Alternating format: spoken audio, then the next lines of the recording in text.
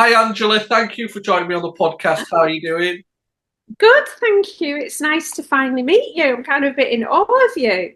Like you're a bit of a hero of mine. I love your work and what you're doing. It's really good. Congratulations. Well, I was just saying I owe you like a thank you, really, because your Paul Ryder podcast was one of the reasons I started this, really. So that means a lot to Oh, get to speak to you. thank you. No, I love like enthusiasm and people who get up and do something, and actually make it work. You're a young guy and you're making it happen, and that's really to be commended. So well done. No, thank you. And with the podcast, obviously, like we said, you did the Paul Ryder one. How did that come about? How did that come about? Okay, well, me and Paul broke up, and we kind of had a year where we didn't really get on, and then it was kind of fine, and we had a pretty decent relationship, kind of like a friendship, really. And I did a podcast about online dating after 50 called Accidentally MILF Online Dating Adventures After 50. It's just all about being an older woman going on mad dates with all kinds of like bizarre people. So did a podcast about that, and the first episode talked about our marriage breakup car chase, where I caught him having an affair with somebody, and we literally had a car chase down the Pacific Coast Highway, and it's in the whole description of it was in this podcast. I thought I better play it for him, because I don't mention him by name, and I thought he'd quite like it anyway. So I played him the podcast, and he thought it was brilliant, and he was like, "Oh, maybe I should do." And so from me playing him that came the idea of me and him doing one together, because I always knew that he wanted to write a book. He almost had a book deal at one point. It fell through, and I knew he'd never get round to it. I knew it had never happened, and I knew he had a lot to say. So I thought, well, if we do a podcast, you can talk a book, and then we can take the transcripts and we can make it into a book without you actually having to write the book. So I said, but you've got to talk about everything. You've got to talk about the addiction. You've got to talk about the affairs. You've got to really go deep, your mental breakdowns. It's not going to be just showbiz, celebrity spotting stuff. I mean, that's obviously got a place in there too. And he said, yeah, let's do it. And so he did, and he came round to the house. I think we did 13 different recording sessions. And then the plan was that we'd then get people in and he would chat with them to kind of add to the party, so to speak. And he had a tour going on in England. We'd spent, I don't know, maybe 4 or 5 months, nearly every week, doing 1 or 2 hours, because he couldn't do that. It was quite hard for him because a lot of the stuff was pretty hard to talk about. And he had some gigs in England, and we were both like, "Got to get this done, got to get this done, like before you go to England, like it's got to get finished, we've got to get it finished." And so we did.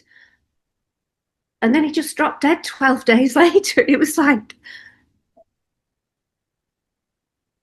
just like, oh, Are you all right? Are you okay? yeah, It's crazy. Like you said, there must have been something like subconscious or. yeah. It was like when I got the call saying that he died, and I woke up in the night and had all these missed calls. And I just said, I said, I knew, I knew. Can you, obviously, I didn't know, but something. I think something in both of us knew that there was something going to happen. I don't know. I think we all have like a sixth sense.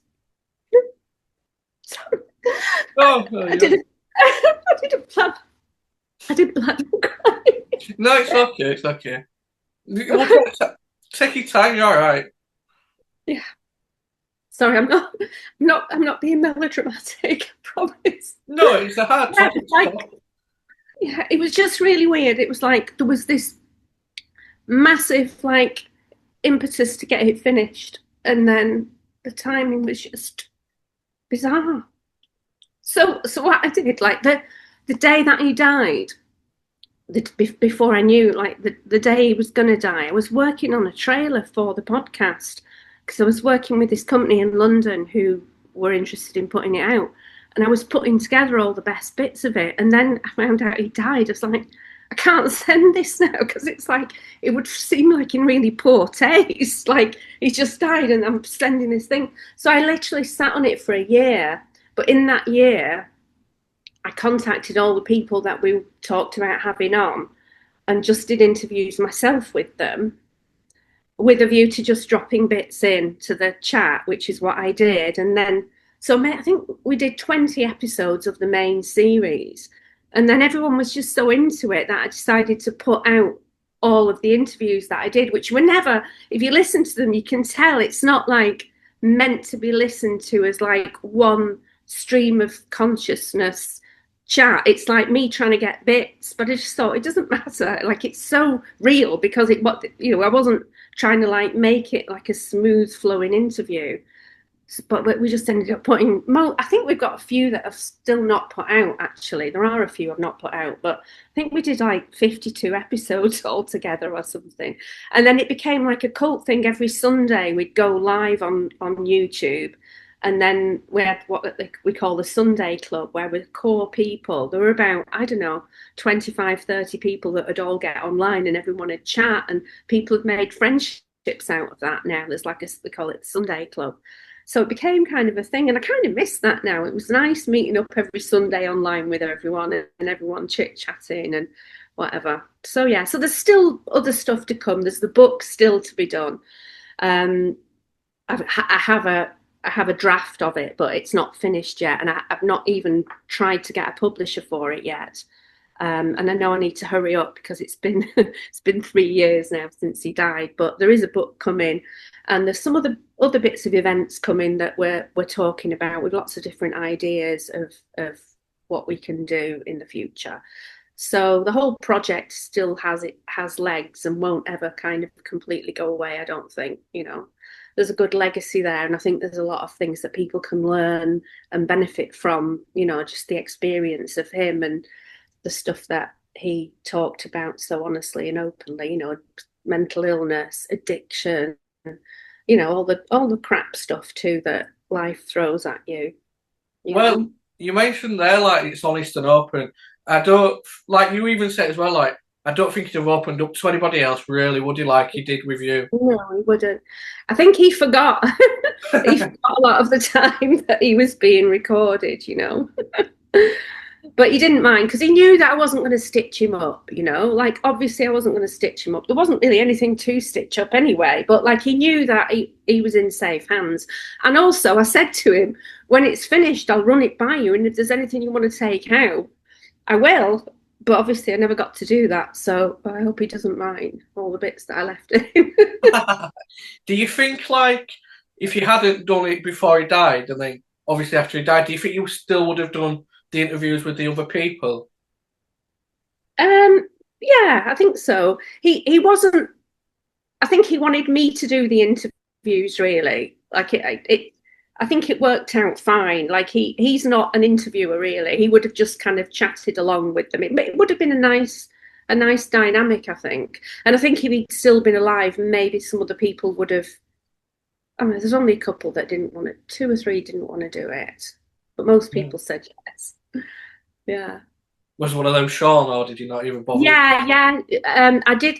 So I was in a massive dilemma because I could hear Paul up there going, "Don't let him near it. Don't let him near it." Like I knew that Paul would not want Shaun to be in there.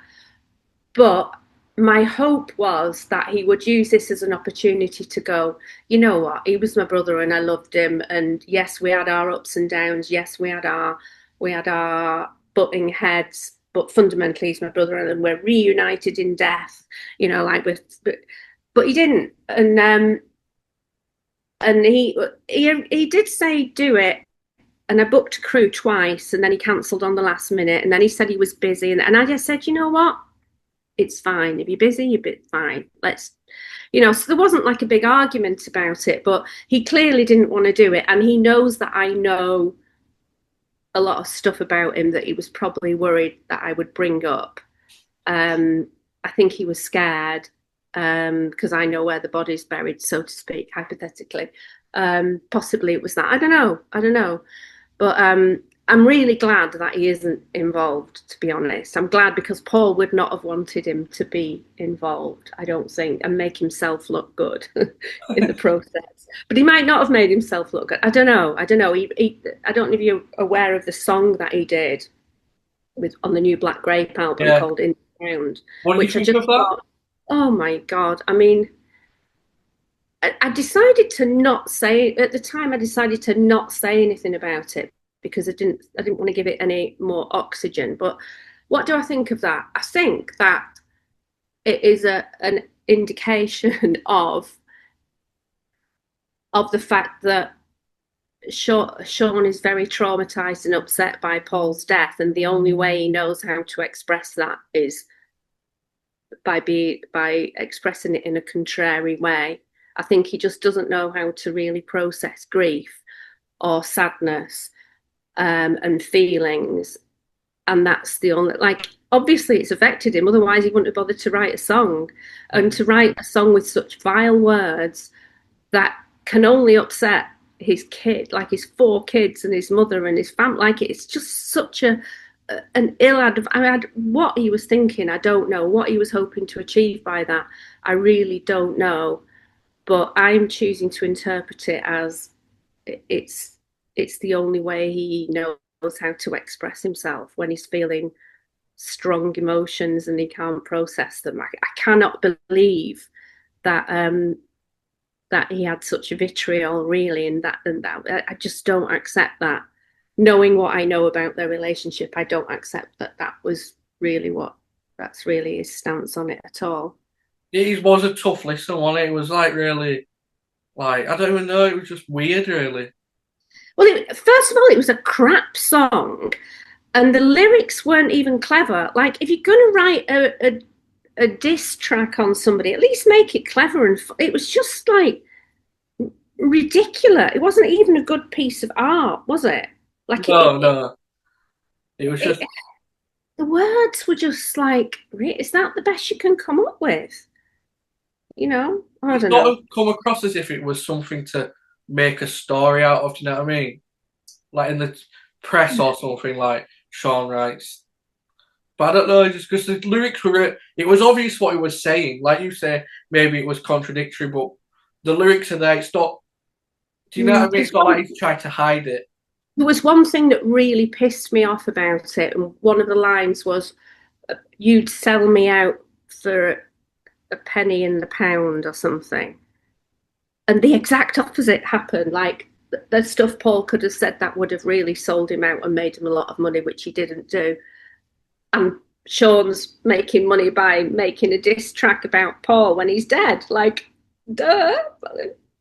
Anyway, no disrespect to Shaun. He's my brother-in-law. He's the uncle of my kids. I wish him nothing but the best, and I hope that he learns how to process his feelings a bit more easily in the future. You know, I don't know I if feel you, what you say, sorry. I feel bad for him. I feel empathy for him. You know, Yeah. he's a complicated character too. He's got his own issues. He's got his own, hurdles, and like we all have, and it can't have been easy for him losing his brother like that. And he'd already lined up a new bass player to do the gig that night as well, Jeez. and put the rest of the band under pressure to do the gig. Like you, yeah, No, it's hard, isn't it? yeah. But I don't, I can't judge him on that because it's just the way. Like he can't help being like that. That's just the way that it comes out with him. Like some people deal with grief by bawling and crying. Other people deal with grief by brushing it under the carpet. Other people like it's just the way it was. Like that was his way of managing the situation. You know, Yeah. Did the podcast help you then? did it help me? Well, like Yeah, deal with it, the grief. yeah, because like for the next year, I did like 50 interviews or something, and was constantly watching and editing and doing like for the next 2 years really, because the first year I didn't do much with Paul. And it was like he was still there because I was seeing him every day, you know.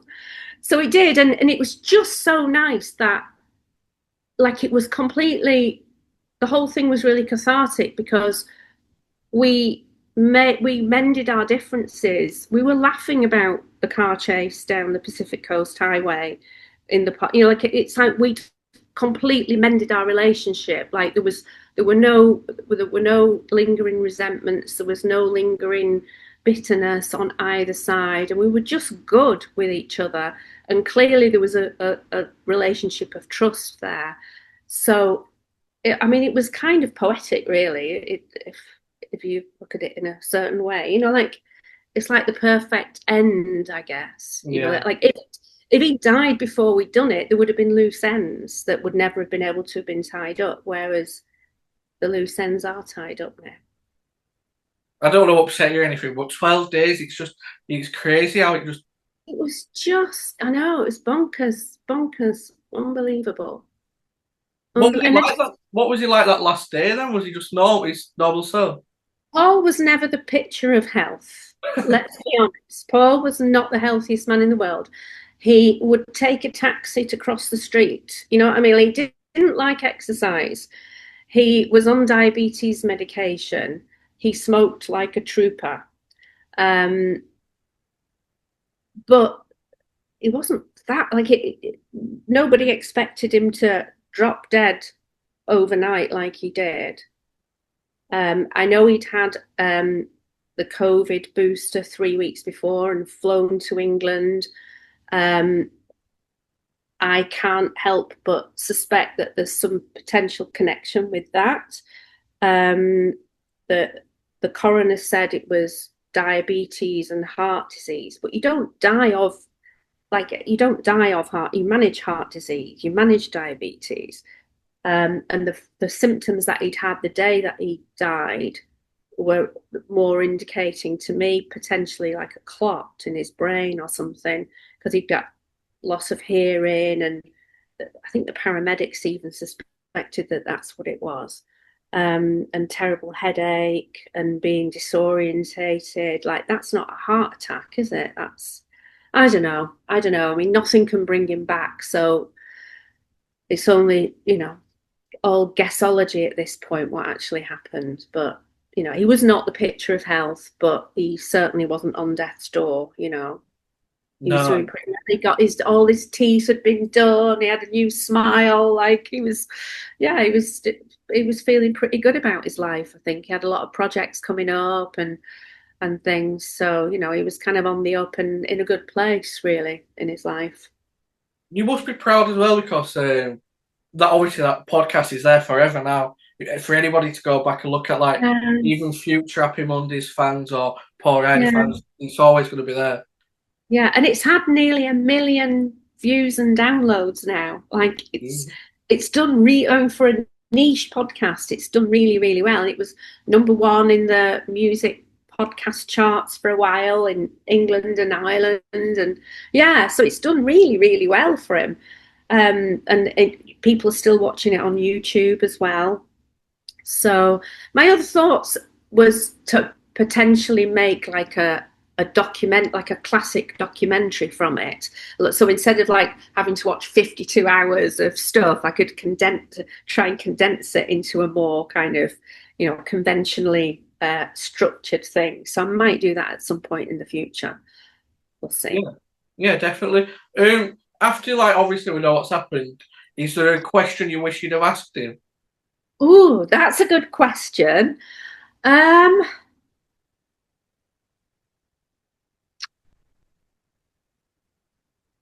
Don't think so, because I did ask him what he thought Shaun would think if he dropped dead. That was eerie, wasn't it? Geez, yeah. Oh, I know. No, I don't think there is, really. I don't think there's anything. No, I don't think there is anything that I didn't ask, because there was nothing off limits, really.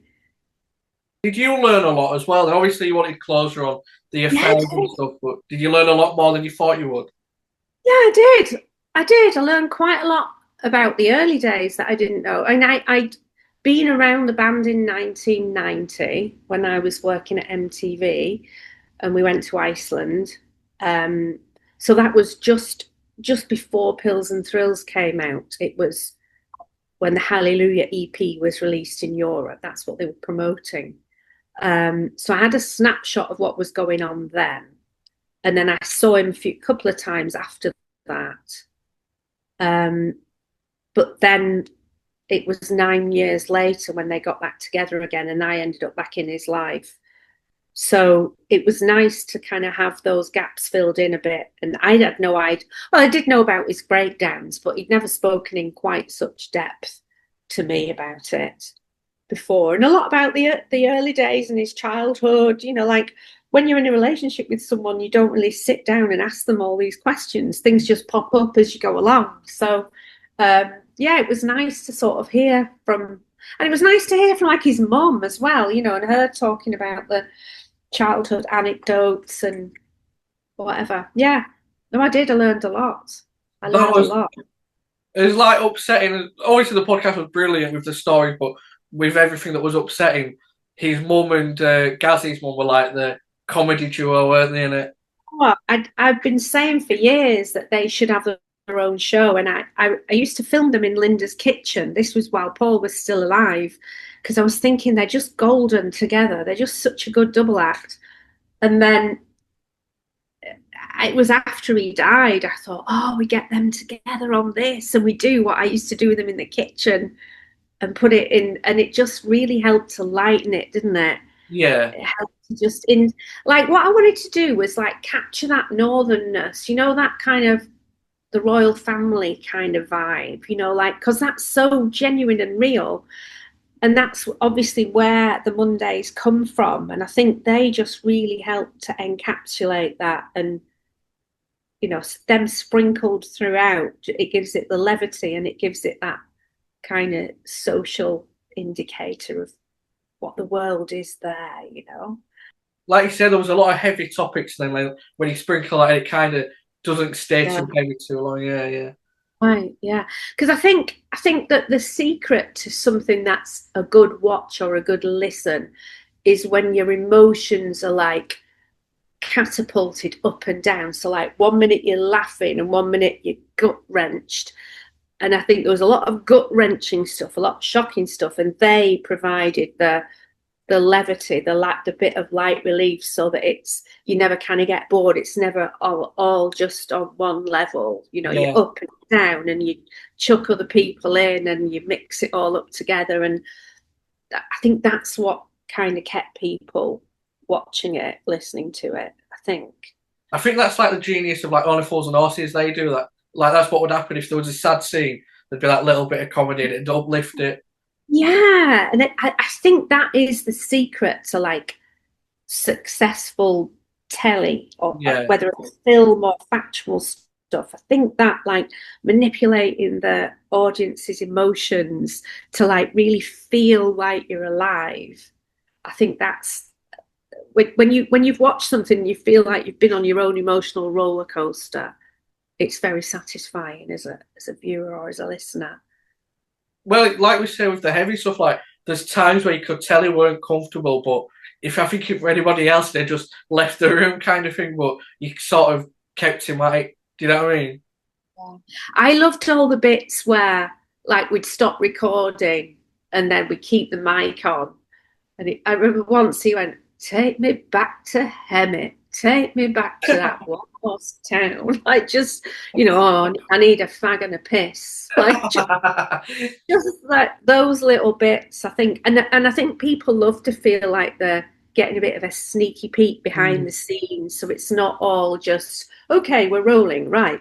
You know, it's like, I try to, like, in every episode, have some element of, not outtakes, but just, this is how it really is. Yeah. You know, so it's not quite so polished and like professional, and so you really feel like it's raw and real. Yeah, definitely. That's what you get that from the podcast. Yeah. You mentioned you met him in Iceland in 1990. Before we get on to that, you were working at MTV. So what was your early life like? Like, how did you get into media work? Um, I did A-level economics at school, and look, because I had a really good teacher and loved it. And I thought, oh, I'll go to university and do economics. And it was really, really boring. Um, but I had this degree in economics and then decided that I wanted to be a journalist. I used to watch Tony Wilson on Granada Reports, and I was like, I want to do something like that because I thought it was cool how he was it bringing the music into like the kind of local news. I just thought it was cool.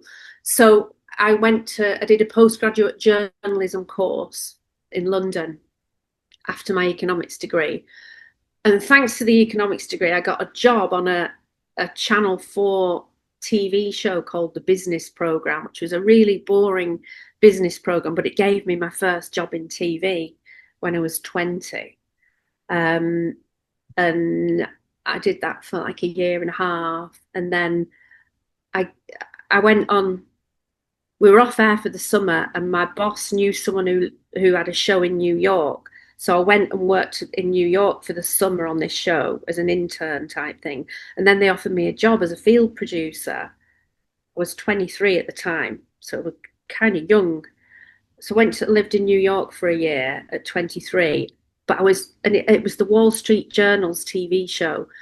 But I wasn't really into kind of business and finance, really. I was into music. So I ended up getting a job as like on the side as the New York correspondent for Record Mirror, which was, this is still going, like a glossy music magazine.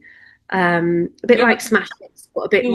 a bit less poppy than Smash Hits. So I do interviews. I go to gigs and stuff at night and interview whatever British artists were in town. And then went back to London, and I guess from my experience working on Record Mirror, was able to wangle my way into a job at MTV, and I was 27 by then, I think. So I worked at MTV in 1990, and I remember reading The Enemy one day. It was just after the Mondays and the Roses had been on Top of the Pops together that I got that job, because I remember talking about it in my interview. And I remember reading The Enemy or The Melody Maker and reading about the Mondays and thinking, oh, they sound like naughty boys. And then I saw that they were going to Iceland, and we had a tiny budget to film, like mainly it was all studio based, the stuff I was working on, but we had a tiny budget to do bits outside. So I said to my boss, can we go to Iceland and it'll be really cool to span from Manchester playing a gig? And she said yes. And so we went out there, and that's where I met Paul for the first time. And I found the piece that we did for MTV. I've got that on a VHS tape. It was Shaun and Paul in a volcanically heated blue lagoon, and then they did a gig, and that's when Bez threw up on the cameraman's shoes during the gig. So yeah, so I ended up like working in music television, but via business and economics. Very boring television. It's Yeah. stopping now in TV, and I saw something the other day saying, Really, yeah. Like after how many years? Like it's really sad. Well, I mean, it stopped being the MTV that it was when I was there. It was basically strings of music videos punctuated by, they called them VJs, video jockeys. So like I was just responsible for producing a lot of the links, the VJ links, and then occasionally there'd be one or two shows. Like there was, my one was Expo, which was like showcasing the new videos out that week. And so it was within that show that we were able to do the Mondays going to Iceland. But yeah, so MTV stopped being just a platform for music and became like, well, teenage pregnancy, and like it became like a I don't know what was what that did it other, become? what was that other program called? Was it like My Cribs, or when they used to go around people's houses? Yeah, um, Pimp My Pick Ride, My Ride, yeah, I remember that, yeah, yeah. and then the crib one. Yeah, like it Mm. became sort of, it became like TV programming for the younger demographic, I guess. But like it really lost its way with regard to music, didn't it? Which is a shame. Yeah, yeah. Yeah, But yeah, I was there for a year and still in touch with loads of people that I used to work with, and it's 35 years ago. It's ridiculous when I think about it. But yeah, so I did that. Yeah, it was good. It was like it was an exciting place to be because it was kind of new and it felt very kind of innovative and um, it was. Oh, sorry, my phone's going. Um, oh God, sorry. That's like, it's nice. Um, it just felt like it was a bit risky. You know, like when you don't, you're too young, but when Channel 4 first launched, it was really exciting. It was like a brand new, they were brave and the programming was exciting. Similar vibe with MTV at the time. Everybody who worked there was young. Everyone went out together all the time. It was a it was a great job to have when you're like in your late 20s. You know, you could work there now if it was still there. Yeah, Maybe you should set one up. well, you mentioned there, like, obviously that trip to Iceland changed your life, really. But what other British bands would you interview? Was any stories there? Um, when I was at MTV or Hmm. generally, Well, generally, yeah, generally. I did UB40 when I was working for Record Mirror, Roland Gift from Fine Young Cannibals. Who else did I do? Can't remember. Can't remember that. I didn't really interview people so much at MTV because it was mainly producing these VJ segments, Hmm. which was just like feeding the VJs with info about the bands. You know, but I can't remember. I mean, I met a few of them in my time, but I don't know. Can't remember. It'll come to if I remember any more, I'll let you know. I think this is quite an interesting question. Obviously, yourself, you're a music fan. Um, if you could do that same podcast format that you did with Paul, with somebody that you're a fan of or whatever, who would you Mm, choose? God. I'd love to do Liam and Noel like juxtaposed, but I would have liked to have done it before they made friends, really. Yeah.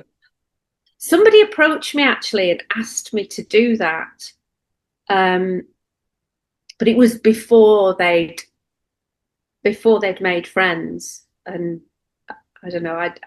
It never happened. That, Why but would that it, would what would it have been like interviewing the pair of them like separately? well, that would have been interesting, wouldn't it? Like having the two different perspectives. Mm. But the thing that made the Paul thing unique though was his willingness to just completely open up. And I think it would be very difficult to get that with somebody that wasn't fully trusting of you. And the thing is, you know stuff about Paul that other people won't know, what you so you can drag other things out of him. Yeah, that's true. Um, yeah. And I know where not to go too. Mm. I mean, to be honest, there's very little that didn't get exposed. Yeah, who else would I like to do? I always wanted to do something similar with Sinead O'Connor. I thought Mm. she was an amazing character. Um, I never really met her. Kind of been in the same room as her, but I never really met her. But I always thought she'd be brilliant as somebody to really explore inside the mind of. I Yeah. mean, I think anybody that's fought demons, anyone that's like, I mean, I think addicts are fascinating people generally, especially ones that have got some self-awareness and have come through the other end. Um, there's so many. I mean, musicians are just, I don't know. I think the key is that they really would need to be ready to be honest and to Yeah. be not afraid of being honest as well and not have anything to lose by being honest. I think there's so much at stake with a lot of people's careers that they hang back the real truth about things. But I think everybody just wants truth, don't they? Like truth brings respect with it, even Yeah. if the Yeah. truth's really ugly and horrible. With the truth, Yeah. like, and you can forgive anything. I think if somebody's honest about it, almost, not everything, but there's very little that you wouldn't be able to understand and accept and go, well, you know what? you did your best kind of thing. If somebody's at least owning their behaviour and whatever. I don't know. What do you think? No, I know what you're saying. Like, it is better when they're on it, even if it's about not good stuff, like say with addictions. And but if they're honest and truthful, like with the affair, I'm sure that was good for you hearing his side after all those years. But it's still hard as well, isn't it? Like, I cut out some stuff actually about that because I cut out some stuff that I thought might be hurtful to the other women. I was actually being very nice about that. Like he said some stuff that, oh, you wouldn't have wanted that kept in. So I did do a little bit of pruning just to, because there's no point in upsetting people for no reason, is there? I guess. I no, don't know. exactly. So, like we said, you met him in 1990. What were your Yeah. first impressions of him? He was just very shy and he was kind of staring at me. I remember, like, he was kind of like looking at me, and I thought, oh, he's looking at me. And I wasn't like a massive fan of the band. I didn't know them that well. And I think I told this tale in the podcast. Like I didn't really know who, because they had such a tight entourage with them of probably 10 guys. I didn't know who was in the band and who wasn't. They were all like Manchester guys, but so I needed to get a shot of them coming out of the airport in Reykjavik. And I didn't know who was in the band, and I didn't want them to know that I didn't know who was in the band. So I just got on the bus where it was like a coach, really. It wasn't a tour bus. And I just said, "Can we have the band?" Just hoping to God that they thought that I knew who was in the band, because anyone could have got off the bus and I would have been like, "Okay, this way." Anyway, but yeah, he was shy. He was kind of eyeing me up, and he was very attentive. Like, remember, we were filming backstage before the gig, and he was like making sure that me and my friend Laura, who was with me, had drinks, and being very very kind of gentlemanly. Yeah, that was my first impression of him, really. Yeah. So you got to know each other, and then I bet it was a bit of a shock when you opened the music. Was it a music magazine a couple of years later? What, when he was getting married? That Yeah, one? yeah. No, it was earlier than that. So this was like in about March of 1990, and then I saw him. We went out a couple of times in London soon after that. He went round to my mum's house with tickets. So I met him in Iceland, and they were doing GMEX really soon after that. And I must have given him my home address. And I was living in London, and he drove round to my mum's house and dropped off 2 tickets and backstage passes for GMEX. So I went up to Manchester with a friend of mine, thinking, oh, I'm going to meet Paul Ryder, and I never saw him. And it was because what he hadn't told me was that he was actually in a relationship with the mother of his 2 children. And so I never saw him. And so I was kind of a bit pissed off, really. And then about 2 months later, I opened a copy of The Face magazine, and there were his wedding pictures, and he got married.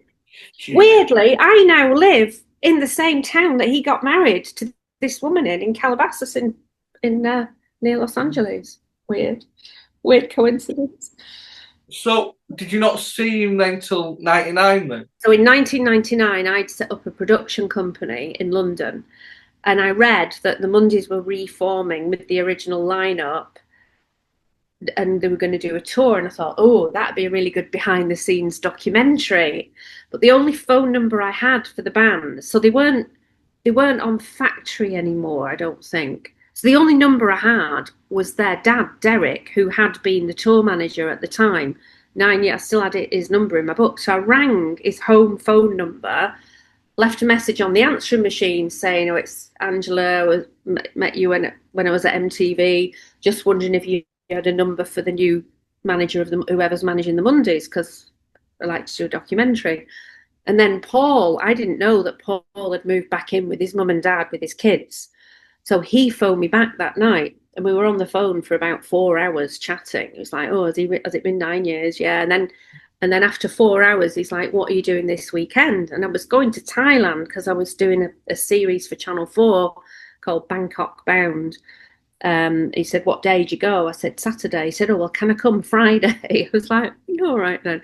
So we drove down to London on the Friday, a couple of days later, and he said, "I want to marry you and have babies with you." And I was like, "Oh, okay then." Like it, and then I went to Thailand and I was saying to my friend, "Do you think I should get pregnant straight away or do you think I should wait for a bit?" Weird. Yeah. Did you like not? Did you sort of forgive him for that then? Like that he never was honest before. Yeah, he only stayed they only stayed together for a year because she cheated, but I think he cheated too. Like I think it was six of one and half a dozen of the other, you know. Yeah, it was nine years had gone by. It was like, you know, little did I know it was the shape of things to come, but Well, I was going to say like obviously loved each other, but marriages and relationships with musicians are never really last, do they? When you look back at all the musicians and their marriages, but what was that? Was that obviously there was the affair? He had the drug addictions. Was it a lot to take on for you? um well, it was the third affair and it was the third time I'd caught him with the third woman, and that was the car chase. And I said to him, "Make a choice, her or me." And he said, "Oh, I just want to be on my own." And I was like, "Right, I'll help you pack." And so I helped him pack the next day and off he went. Yeah. Jeez. But it turned out that, and I kind of took a bit of, I, I kind of liked the fact in a sense that, so he cheated on me with this woman who was awful.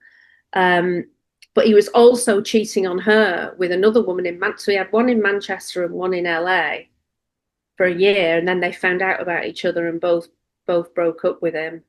Jesus. Yeah, and then he met someone else and was kind of happy with this other one. But yeah, so yeah, if he'd kind of rode off into the sunset and lived happily ever after with the woman he cheated on me with, I would have been. I wouldn't have been I wouldn't have been as amenable to be friends. I don't think. There'd have been no podcast if it was.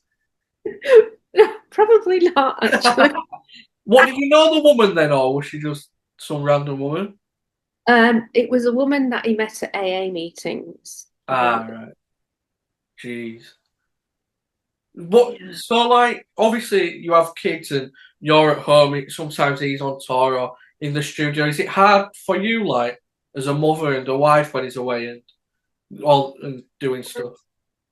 He wasn't away that. I mean, a lot of the time that we were together, he wasn't in the Mondays. Mm. So it was only like very soon after we got together, he left the band because he got clean and Shaun was winding him up so much that he said, "If I carry on in the band, I'm going to relapse. So I need to leave." So he left before they supported Oasis. They had this tour of, they were going to Australia, and it was like his dream to do all of that. But he said, I just had my first child with him. He said, "My sobriety means too much to me to lose. Like I really need to stay clean, and I know that he'll push me over the edge, and I won't be able to stay clean if I carry on in the band." And so he made a really difficult decision to leave the band, and that was like in the year 2000 Mm. ish, something like that. And so it was like another, how long? Another 12 years before they got back together again. So it was 12 years where he wasn't in the band. What was he So he like was, at home? At home, then would he? he never really, he got clean, but he never got well. Like he was never, I never felt like he really reached his potential in terms of physically or psychologically. Like he got clean from street drugs, but he was prescribed a lot of prescription meds. In America, they go mad for, psych meds and stuff. And I never felt like he was really free and really like in the picture of health, like physically and mentally. He always struggled. And it was a shame. I kept waiting for him to be better. And they always used to say, "Oh, it takes 2 years, if you've been an addict to get clean and to be well again." But I don't know, he never seemed to really be as healthy as he could have been, unfortunately. So it was difficult, really. We had a lot of really nice times. We made a lot of really nice memories, but it was always underpinned with struggle, really. You know, he had demons. There were definitely demons he was carrying, from stuff that had happened in the past. So I think, that all takes its toll. And yeah, but yeah, it was, I mean, we had fun. We had, a lot of good times. We had two brilliant kids. Um, so there's a lot of good came out of it, but it was also very difficult at times too. How's Chico doing these days? Well, how are both kids doing? Great, thank you. Yeah, really, really well. Chico is now just finishing his master's in cannabis chemistry and biology, and he's doing cancer research at university. So it's like he's become the cannabis cancer researcher that it was kind of his dreams, really. Like it's kind of amazing. It's like such an amazing story. Yeah. So he's just finishing his master's, his thesis on but I can't even, it's beyond my scientific understanding because I don't really have a science background. But he's really into it, loves it, and it's definitely giving him a life purpose. And he's got a girlfriend, they live together. They're in Pueblo in Colorado, where the college is at the moment, but they want to come back to California as soon as he's finished his thesis and wants to carry on working in research. So yeah, pretty cool. Proud of him. And Sonny, our other son, he's in LA. He's just moved out, moved in with his. I'm an empty nester now. Moved in with his girlfriend. So yeah, both the boys are doing really well. Yeah. Yeah, good, because like you say, it's kind of come full circle for Chico, and it like where he was and now he's doing the research. It's good to Yeah. hear. Yeah. Yeah. It's been like 12 years now. Well, he So was away when you found out Chico wasn't well, wasn't he, Paul? yeah, he was doing a gig in London. Yeah, it was just before Christmas in 2012, which is God almost 13 years ago now. Yeah, we just thought it was like a swollen gland. It just started like his tonsil looked really swollen, and then this thing popped up under his ear, like a swollen gland, really. Um, and he had the tonsil taken out, and they said, "Oh, it wasn't tonsillitis. It was just there were a lot of question marks." But I never thought it was cancer. I mean, the first thing that when Paul looked at it, he mouthed to me, "That's cancer." It's like, and Paul was always such a hypochondriac. I was just laughed it off, really, But he was right. He Jesus. said he said in the podcast, actually, he thought it was because he used to get some medical magazines used to get delivered to the house that he lived in Boothstown. And they used to read these medical magazines and see pictures. And he said he recognized it. I don't know whether that's true, but that's what he said. But yeah, so yeah, it was horrible, horrible. Like waking up every day with that pit in your stomach of worry. Mm. Horrible, horrible. I'd never wish that on my worst enemy. Horrible for a year, like of worry all the time. Just like, yeah, very, Yeah. very grateful through that. Oh yeah, definitely. Yeah. Like you say, it's great to hear that they're both doing well. Didn't you do a program called like "Weed the People" that was about Yes, we did. Yeah. I we didn't make it. It was made by Ricky Lake's production company, and we were approached by one of the other mothers that was in it because we I can't remember how. I think I met her through Facebook or something. So they were looking for other families who were giving their kids cannabis. So yeah, they just asked us to do it. So it was different for me to be on like the subject of a documentary rather than making it. that?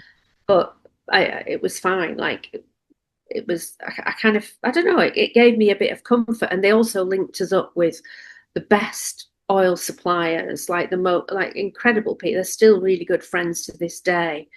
Mara and Stuart from Aunt's Elders, who were just a fountain of information and amazing people. Yeah, so a lot of good came from that. And I think I also still get messages very regularly from people saying, "Oh, seen you on Weed the People. Can you help me out?" And all the time, like 12 years later, I'm still getting people reaching out. And I like that because I like to help people. I like to point them in the right direction. And still, in the UK particularly, it's ridiculous the number of people that are being horribly criminalised and imprisoned for supplying oil to people that are dying. You know, like a guy recently in Leeds, in fact, I don't know if you've heard of him, Oh, just went to prison. And his crime was supplying cannabis oil to kids who were dying of cancer or parents who were trying to save their kid. Yeah, like ridiculous, absolutely ridiculous rules. I don't understand why the UK is so far behind the US, really. and the fact that you can be criminalized for it's yeah. just beyond me, Well, I'm really. sure, like when you did it, it was sort of like you'd have done anything for him to get better, wouldn't you? Like, if Right. so, people are going to Yeah. do that, aren't they? If it's illegal or not. Right, yeah. And the problem is, if it is illegal, it gets driven underground. So there aren't really standards. And you don't know, unless you really trust the person, you don't know whether it's decent stuff. You don't know whether it's got anything dangerous in it. Like it's dangerous. It can be dangerous depending on how it's made. You know, that it wouldn't be lab tested. You don't know the cannabinoid ratios. You don't know how much THC is. Like if it's not standardized, then it's like a crapshoot, really. And because you're desperate, you end up, well, what we ended up doing, we got stuff, but we didn't know what we were doing, really. But driving it underground doesn't do anybody any favors because it doesn't stop it; it just criminalizes it Yeah. and stops it from being standardized.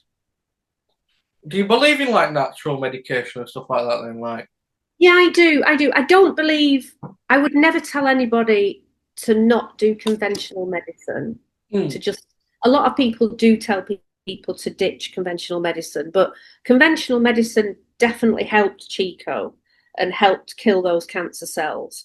Um, and I would never presume, I would never tell anybody not to try any. I just think you need to try everything. My philosophy was, I don't want to look back and regret not having tried something. yeah, So I wanted to make sure that I'd done as much research as I possibly could, found out about as many different things as I could. We didn't just give him cannabis, he had chemo and radiation, and he had a gang of other supplements that I found had anti-tumor properties specific to his type of cancer.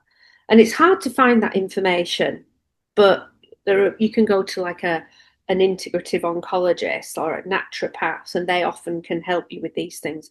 Gave him things like mistletoe shots, 3 times a week for 3 years after he went into remission, which apparently helps prevent it from coming back, and various things like that. So I didn't ever want to look back and regret not having tried something. And he still to this day takes a gang of supplements now that are anti-cancer, purportedly anti-cancer. Trying to wade through all the information that there is on everything is very difficult. And that I mm, think my advice to people is to find a practitioner and trust them. Like just find somebody that you decide that you trust and take their advice, and then find a cannabis practitioner who you feel you can trust. There aren't that many who really know their stuff. I'm happy to point people in the right direction if they need information. Um, but I definitely think cannabis, THC in particular, and CBD have a huge part to play in cancer treatment. Some research was done in Madrid University, which demonstrated that THC, which is the psychoactive part of cannabis, potentiates the effects of chemotherapy, which means that potentially you could have a lower dose of chemo and it still be as effective. And chemo, as we all know, is very toxic to healthy cells. So if you add THC to chemo, it can help the chemo do its job and therefore mean you don't need to have as much toxicity. So there's lots of things. I'm just very frustrated that it's not progressing faster and that there should be the amount of money that goes into cancer research. I don't understand why there isn't more effort and there aren't more resources put into cannabis cancer research, because there's huge anecdote. Loads of people I know have cured themselves of their cancers with cannabis alone. And again, I wouldn't ever recommend anybody just do that. There's other things you need to do as well. But I just think it's very under researched, even despite all the anecdotal evidence that exists. You've been there, seen it firsthand, so like, Yeah, we've got a website in development actually. Um, I want to gather everything and put everything in one on one site where people can go and research their own type of cancer and find resources and links and things. That is in the works. It's been in the works for a long time.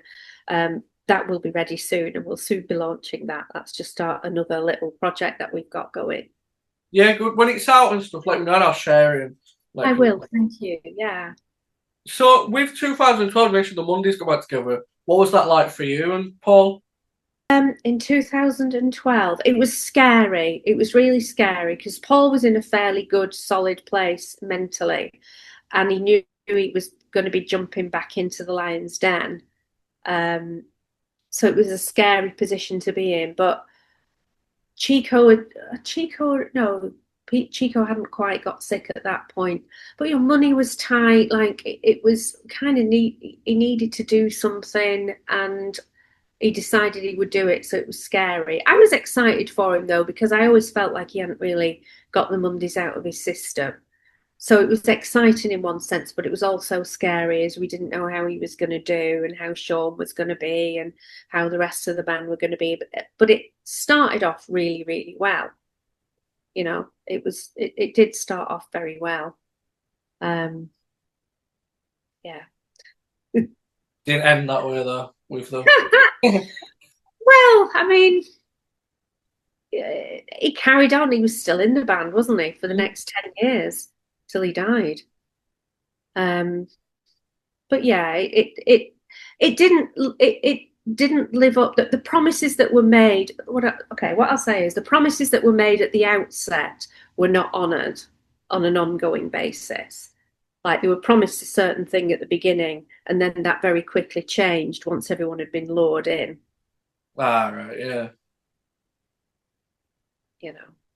I wonder if with Liam and Noel getting back together, if what happened with Paul had any sort of thing on them. Do you know what I mean? Like with Paul and Shaun, like obviously they never had time to make up. I wonder if them two had that in the back of their minds.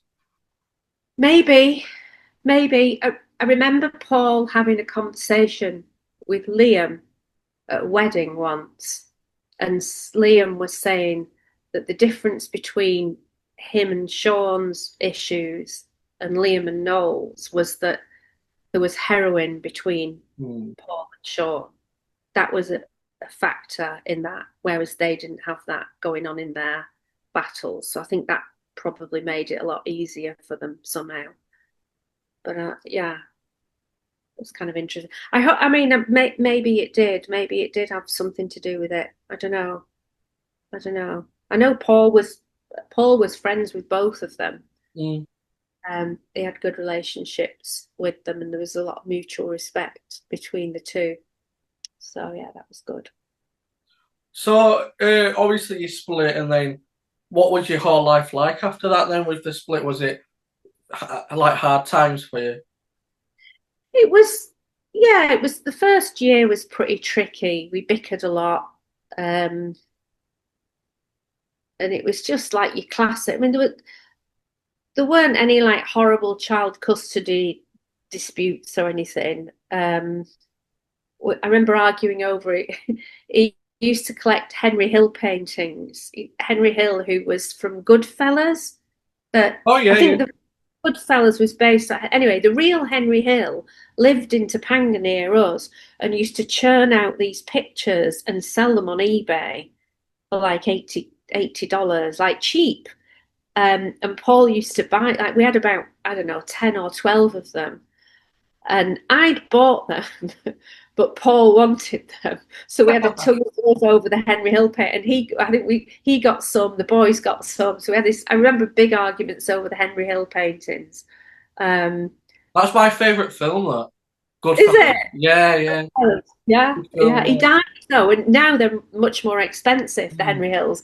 But Paul lost all his possessions because his house burned down about 2 years before he died. The house he was living in burned down, so he lost all his Didn't he have a stuff. fire with you as well? And we had a fire in France. Yeah. Were they both his fault?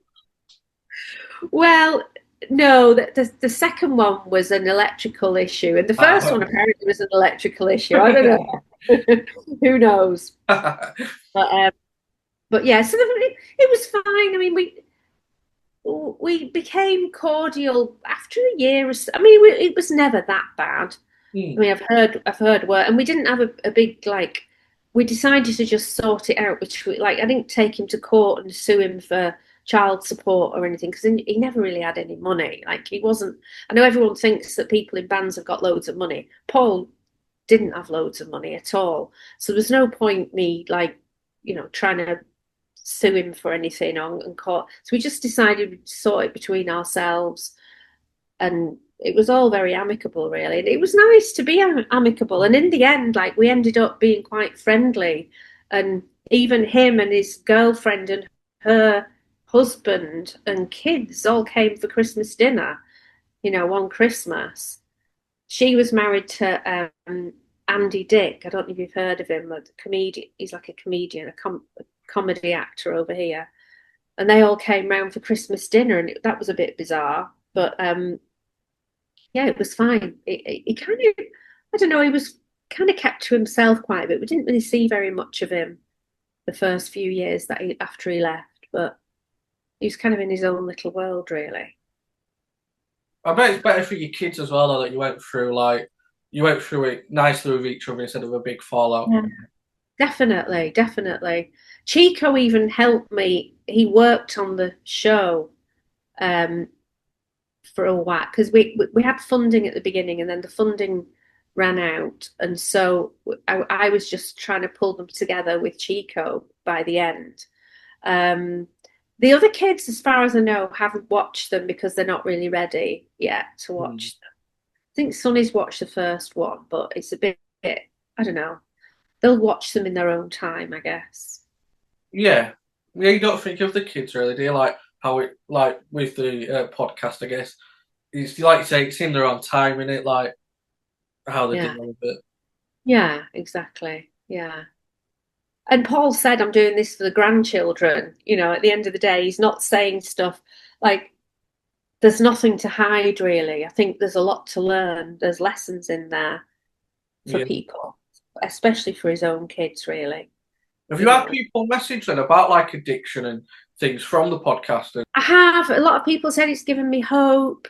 A lot of people have asked me about Ibogaine, which was one of the detox tools that Paul used several times with with a bit of success, really. It's Ibogaine's one of those things that can be dangerous, but if you're in safe hands, it's a good detox tool as long as you don't use on top of it, and it gives you a break from the physical addiction. So if you're an opiate addict and you take this Ibogaine, it gives you a sort of trip type thing, but then it completely takes away the desire to use drugs for a few weeks. So you have like a period of a few weeks where you can really get your meetings in and get your therapy in, and like be prepared for when the demon comes knocking on your shoulder again. Like it gives you like a break from the physiological addiction. Mm. Again, something that should be used as a therapeutic tool, but hasn't had enough research done. Um, and we managed to, very long, complicated story, but we managed to get hold of someone in Prague that did it, and then he found a source somewhere else. And so he did it a few times. It wasn't a cure, but it's a tool. It's a tool in an arsenal of tools that you can use for opioid addiction. And that's another thing. We're also talking about setting up some sort of foundation whereby we can help other addicts, maybe. Don't know what that would look like yet, whether it's just going to be a resource website or whether it's going to be a full-on charity where we can fund people into recovery. But yeah, I've had lots of people reach out asking for information, saying that they were inspired, asking for information about Ibogaine. Yeah, it's funny how these things reach people. Something I wanted to ask you about. You mentioned before, like people are getting wrongly imprisoned over the cannabis stuff. Are you doing like what's the imprisonment thing you're working on? Where Oh, that's another thing. So, um, I randomly met somebody whose brother, at the age of 18, was arrested for a murder that had happened a year before, and he's now 34 and he's in jail for this murder that he didn't commit, and it's overwhelming evidence. Like we've read through all the case files, overwhelmingly didn't do this crime. Like it's really crystal clear from reading everything. Um, but in order to revisit a case, in this country at least, um, you have to have new evidence. So you can't just go back to court and go, actually, I was innocent. Look, this is all the evidence, when it's already been litigated in court. So you have to have a new piece of evidence. So first of all, I was fascinated by the case and thought, I want to try and get a documentary off the ground here. So started researching, got a woman called Sarah Walters, who from Manchester, involved, and she did a lot of research on the case. And then this guy was convicted on eyewitness evidence alone. So people in the courtroom going, yes, that was the guy, right? Which seems pretty compelling for a jury when 6 people point at the guy and went, that's the guy. Mm. But then when you look more closely at it, 3 of them weren't even there, and they were just hearsay witnesses. And the other 3 had not picked him out of a lineup initially, the first 2 or 3 times, but subsequently did. Anyway, so went to visit my son, Sonny, who was at the time doing a degree in clinical psychology at UC San Diego. And he said to me, oh, you should probably, this is like one of those out of the sky moments, you should probably speak to my professor, because he's one of America's top eyewitness scientists, and they've just published some new science on eyewitness evidence. And it turns out that Sonny's professor had produced a piece of work which was a consortium of all the top eyewitness scientists in the US that proves this guy's innocent. Like randomly. How random is that? And so I found a lawyer. I found a pro bono innocence lawyer who's become one of my best friends now, who has an innocence organization in Los Angeles. We became friends. I'm now on the board of her innocence organization, and she's just about to file the petition. And so fingers crossed, this guy will be able to get out of jail. But not only him, many other people who were also wrongfully convicted purely on eyewitness evidence based on the work of my son's professor. It's just like random. Yeah, so that's another documentary we're working on. And this has been going on for a few years. I showed Paul the sizzle reel for it, and he's like, oh, I'd watch that. So I know that Paul's pulling a few strings probably from up there. You know, he used to like his true crime stories. So yeah, I'm heavily involved in that project as well. Yeah. Yeah. So what else are you up to these days as well? What's life like for you? I've got some films in development. 5 different movies that I'm putting together a very complicated financial funding slate deck thing at the moment to try and get these films funded. Have the YouTube channel. I've got the rights back to a load of my old shows. I used to make shows for like Channel 4, Channel 5, ITV, etc. Got the rights back to a lot of the old shows, so they're on this YouTube channel. They're on the same YouTube channel that Paul's stuff's on, and I never know whether I should have different channels for the different genres, really, because they're all in one. And you know, people who like true crime might not like Paul's stuff, and then there's love stuff, and it's all kind of a big. So I work on that quite a lot, and then I've got a slate of other documentary projects that I'm trying to get off the ground as well, but very hard. It's like, you know, it's tough times in the TV business at the moment. I'm doing a podcast as well about this wrongful conviction story too. Yeah. I'm going to do a podcast. I'm going to make a documentary as well, even if I don't get. I've been filming all of it as it's been unfolding. So even if I don't get external funding, I'll still put together a documentary about it eventually. And then I've got the place in France, so I managed to rent. It was in the podcast. The place that me and Paul had in France. I managed that as like a vacation rental, but I think I've decided I'm going to sell it. Really? I think so, yeah. I think I need to sell it. Just, I don't know. It's kind of the past now, isn't it? And what have you not been over there in a while as well, and yourself? Well, it's hard to manage it from afar. Mm. And whenever I do go there, it's not fun. It's more like, oh, that needs doing, that needs doing, that needs. It's like work, you know. Yeah, not a holiday. And I'm not rich enough that I could just throw money at problems. You know, it's always like things always have to be fixed that break, and you have to manage the whole guest thing, and it's kind of stressful, really. I've got too much on my plate, really. So I think it might be time. I don't know. I haven't put it on the market yet, but I'm thinking of it. Yeah. Well, is it a nice place like then? Like, is that the place that burnt down? Half of it burned down, and it's all. It all got there was a fire in the roof basically, and so half of it got completely refurbished about 15 years ago or thereabouts. Yeah, it's nice. It's got 8 bedrooms, 8 bathrooms, pool, 5 acres, a little cottage in the ground. It's beautiful, but it's not really somewhere that I would want to go and live on my own. Yeah. You know, rattling around in it. So I'd rather buy a house here, I think. But the problem is that property here is a lot more expensive than property in France. So I might be able to buy a little apartment if I sell that. I don't know. Have you not thought about coming back to freezing cold England? I don't know, maybe. Like now my kids have flown the nest, I could kind of be anywhere. And I've got 2 stepchildren in England who have babies.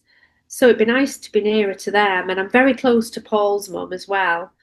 So it'd be nice. And my dad's still alive. He's 90. It'd be nice to be near him. So I'm maybe contemplating going back for a while. I don't know. I'm very much on the fence about what to do with my life, really. So and again, it depends on my projects and which ones stick. And I don't know. I'm kind of a bit all over the place with everything at the moment. We'll see. We'll see what happens. How is Paul's mum? How's she doing? She's very good. She's brilliant, Linda. Really brilliant. She has a lot of pain, like in her knees and her back, and she's kind of unsteady on her feet. But mentally, she's brilliant. Really, really good. Yeah, I talk to her very often. We keep in touch. Like she's like a second mother to me, really. And I always said, like, I'm divorcing Paul, but I'm not divorcing you. You're still my mother-in-law, and my stepchildren are still my stepchildren. Like, I'm not divorcing them either. So, yeah, very close relationships with all of them. Yeah, good. I bet that was good, though, interviewing all them people for the podcast, like his mum and Gaz's mum, and then even, like, Bez and stuff. It must have been great hearing the stories. Yeah, it was. It was good. It was good, and it was just relaxed. Like, it's not something that you'd need to get nervous about, or you're not worried about what people, because I knew them all. Like, you're not worried about how they're going to be, whether they're going to be hostile, or like they're kind of all friends, really, or family. So it was nice. It was a pleasant thing to do. Yeah, really. What can you tell us about the book then before we finish? The book is basically the best of the podcast, but with some extra bits in there too. So there are a few little surprises, and I can't decide whether we just self-publish it or whether we actually get a publisher. I don't know. I've been very lazy about the book because I've been focusing more on the podcast, but I'm hoping to get it out really soon because I need to, because it's been on my to-do list for a long, long time. But there is a draft already done. And there'll be other voices in it too. It's not just Paul, and so there are. It's like a hybrid autobiography / biography / something else. I don't know, but It'll be fun. There might be some like little extra surprise with it as well. We're not decided yet exactly what, but yeah. Yeah, nice. It all sounds good. I look forward to, like, say, reading the book and seeing how your documentaries go and stuff in the YouTube channels. Thank you. Well, keep in touch and we'll talk again, hopefully. Yeah, definitely. We'll have to keep in touch because it's been great to speak to you. And like I said, thank you for the podcast.